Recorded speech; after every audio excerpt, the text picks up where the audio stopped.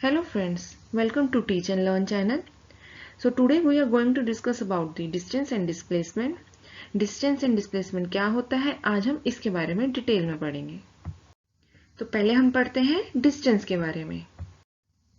तो डिस्टेंस को डिटेल में समझने के लिए हम एक कंडीशन इमेजिन कर सकते हैं। मान लीजिए आप अपने स्कूल जाने के लिए घर से निकले हैं, तो घर से स्कूल तक का रास्ता आपका 100 मीटर का है। तो आपने कितने पाथ लेंथ कवर की घर से स्कूल जाने के लिए? 100 मीटर। पाथ लेंथ क्या होता है? जितना आपने रास्ता तय किया है अपने घर से स्कूल तक जाने के लिए, उसे हम पाथ लेंथ कहते हैं। तो पाथ लेंथ कितनी है आपकी? 100 मीटर की।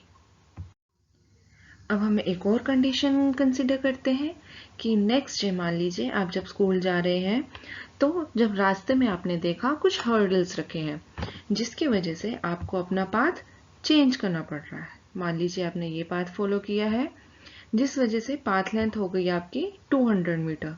तो अब आपको कितना रास्ता तय करना पड़ गया? 200 मीटर। तो टोटल पाथ लेंथ कितनी हो गई घर से स्कूल तक की? 200 मीटर। तो बच्चों फर्स्ट केस में कितनी पाथ लेंथ कवर की थी? 100 मीटर। मतलब कितना डिस्टेंस कवर किया था। अब हम इसको डिस्टेंस से कंपेयर करेंगे। जितना पाथ लेंथ उतना ही डिस्टेंस। पहले हमने बात की थी कि पाथ लेंथ के टर्म्स में, अब हम बोलेंगे कि बच्चे ने डिस्टेंस कितना कवर किया? 100 metre. And same second case में कितना पाथ लेंथ था? 200 मीटर। सो मीन्स कितना डिस्टेंस ट्रेवल किया? 200 metre. So now can you tell me what is distance? So distance is the total path length covered by an object. जितना path length कोई भी object cover करेगा उसको हम कहेंगे distance. So it is very simple. तो बच्चों क्या अब आप बता सकते हैं कि distance एक स्केलर क्वांटिटी है या वेक्टर क्वांटिटी? आई होप आप सब जानते होंगे स्केलर एंड वेक्टर क्वांटिटीज क्या होती हैं, बट अगर आप नहीं जानते हैं तो don't worry, I let you know what is scalar and vector quantity. So scalar quantity is that quantity which depends on the magnitude. For example, mass. Let's say आपकी बॉडी का मास कितना है? 50 kg. तो मैं क्या बोलूंगी कि 50 kg क्या है? मैग्नीट्यूड है. Magnitude of your body, mass of your body, that is 50 kg. But vector quantity क्या होती है? जो मैग्नीट्यूड के साथ साथ डायरेक्शन पर भी डिपेंड करे. Let's say force. आप क्या कर रहे हैं? किसी भी ऑब्जेक्ट पे फोर्स लगा रहे हैं. उसकी यूनिट क्या होती है? न्यूटन. आप सब जानते ही होंगे. तो हमने कहा कि 10 न्यूटन का फोर्स लगा रहे हैं. किस डायरेक्शन में? नॉर्थ डायरेक्शन में. तो जिस डायरेक्शन में आप फोर्स लगाएंगे उसी डायरेक्शन में बॉडी मूव करेगी. तो वेक्टर क्वांटिटी क्या होती है? जो मैग्नीट्यूड के साथ साथ डायरेक्शन पे भी डिपेंड करे. तो 10 Newton is the magnitude and north is the direction. तो हमने देखा था कि डिस्टेंस किस पर डिपेंड कर रहा था?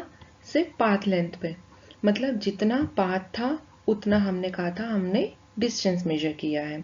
ओके, ये डायरेक्शन पे डिपेंड नहीं किया. हमने नहीं अभी बात की कि बच्चा किस डायरेक्शन में जा रहा है. हमने सिर्फ देखा जितना वो टोटल रास्ता कवर कर रहा है अपने घर से स्कूल तक जाने में, उतना उसने डिस्टेंस ट्रेवल किया है.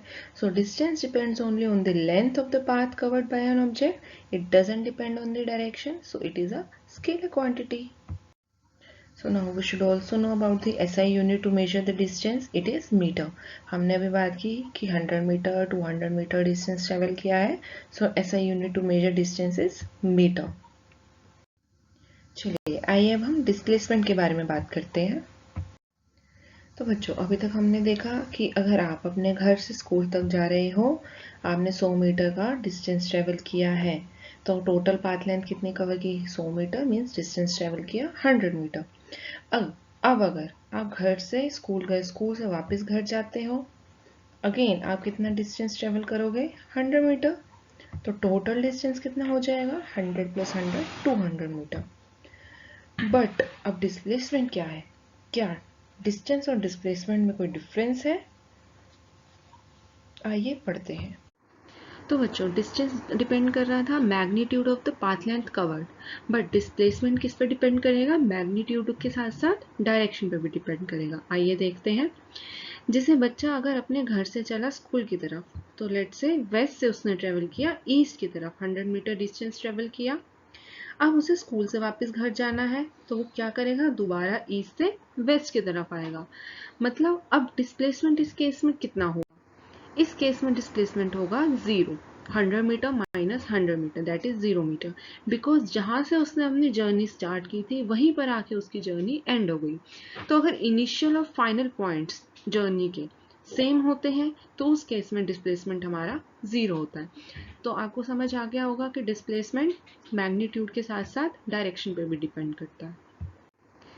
अब क्योंकि डिस्प्लेसमेंट डायरेक्शन में भी डिपेंड करता है तो डिस्प्लेसमेंट एक वेक्टर क्वांटिटी है और इसको भी हम किस में मेजर करते हैं, मीटर्स में। So SI unit of displacement is also metre. So students, यहाँ पर हमारा डिस्टेंस एंड डिस्प्लेसमेंट का पार्ट 1 फिनिश होता है। सेकेंड पार्ट हम जल्दी ही अपलोड करेंगे। Please like, share and subscribe our channel to get more videos like this. Thank you all.